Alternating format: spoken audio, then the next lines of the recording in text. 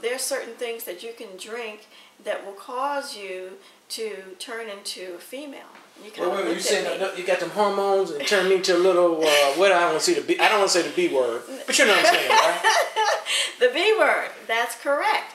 If you continue to consume a lot of soy, soy has a lot of estrogen. And unfortunately, soy aggravates the prostate gland, and that helps it to grow. I'm not a medical doctor. I don't have to be a medical doctor to get on the internet. Wait. So a lot of folks like me that try to cut all the meat out of our diet, we switch to dairy. Then folks like you came along and said that dairy turns me into a little woman. Yes. I mean, they gives you hormonal imbalances and stuff. Yes. So stay away from the soy. Stay away from overconsumption of soy for men. And see, for women, it can help in balancing our systems a little bit, but the problem is a lot of it is genetically modified, and that means that it's not grown properly. And truth be told, soy does not contain all of the nutrients that the body needs, and in fact, it helps to block some of the absorption of calcium, and it aggravates your thyroid. So if you see people walking around that have this like ball or lump in the front of their throat, that is their thyroid that is exploding because it's imbalanced, and if they're consuming more soy, that's most likely why they have it. So. Well, okay, soy, let's say that again. The soy, if a man eats a lot of soy products, it can enlarge their prostate. That is correct. Now, what about the women? A lot of women have fibroid issues. What causes that? Now, see, there's studies out that they can take some forms of soy. They come in supplemental form. But I really prefer the estrogen that is from aloe and plants, green-based plants versus the soy. But there are hormones that are more natural, and then there are hormones that are created in a lab.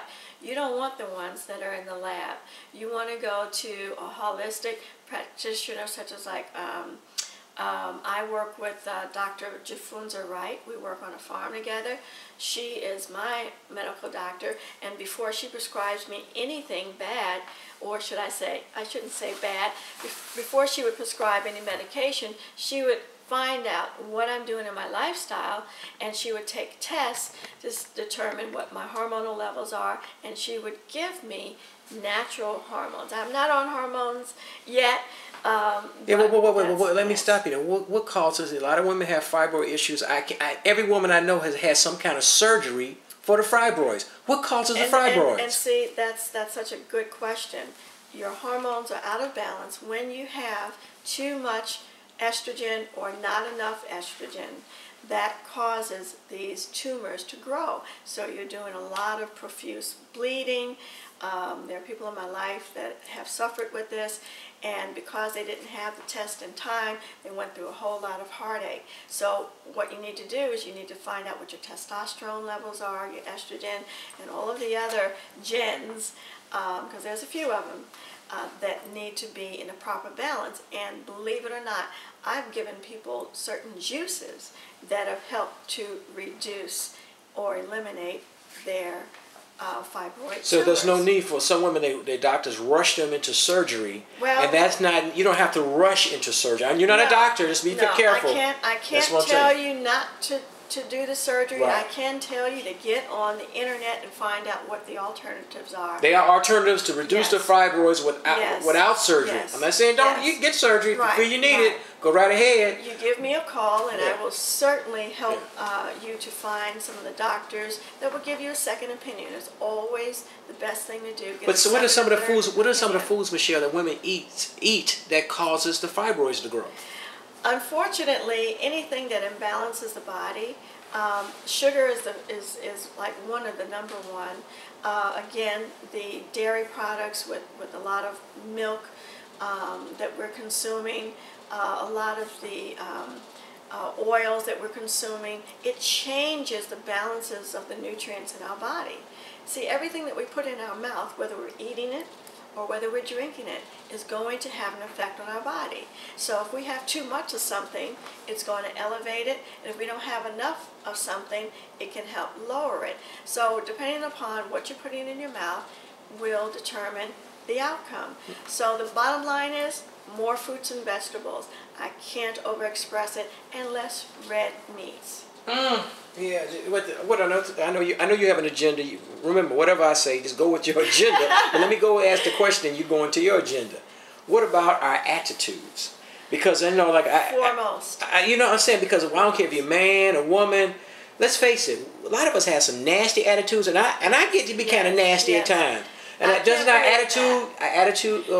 If you live with me, you will see that I get oh, might be bad news. But what I'm saying though is that seriously, Michele, don't you think our attitude may affect our health? It totally affects our health. We are three in one. We are body, mind, and spirit. You cannot separate those three. When you try and separate that, you will have all get out happen. You have to have good words, good spirits, good intentions, positivity around you in order to grow in that and reflect that. If you don't, you're sowing your seeds in negativity, hate, malice, jealousy, all of those things that will grow. They will actually start turning into diseases, diseases in your body. When you have all of this negativity around you and in you, how do you expect your body to work the way it's supposed to work? It's a physical impossibility. That just doesn't match up. So a friend of mine, which is also one of my mentors, I have so many wonderful people that say, "Oh, Michele, you need some help, girl. You know, let me tell you how it is." And he said, "Michele, you need to be more grateful for what you have and what you've been given.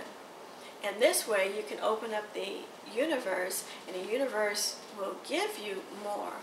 But if you're not grateful for the people around you and for all of the things that have happened to you, and that includes the things that people call bad happening to you, well, you're not going to grow, and you're not going to get your honors for the next stage in life or afterlife. I happen to believe in afterlife.